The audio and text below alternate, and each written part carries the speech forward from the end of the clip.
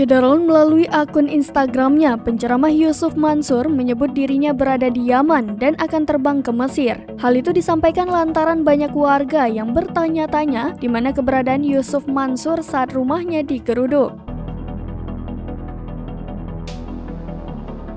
Keberadaan Yusuf Mansur akhirnya diketahui oleh publik dari unggahannya yang menyatakan sudah beberapa hari mengikuti kegiatan keagamaan di Yaman. Rumah penceramah Yusuf Mansur digeruduk puluhan warga yang tergabung sebagai investor batu bara Jabal Nur pada Senin 20 Juni.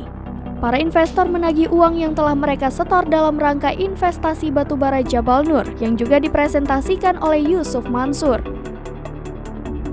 Dikutip dari Kompas.com, hal tersebut dijelaskan oleh kuasa hukum korban investasi batubara Jabal Nur, Zaini Mustafa. Mereka meminta Yusuf Mansur mengembalikan seluruh investasi yang telah mereka setor, yang diperkirakan sekitar 50 miliar rupiah.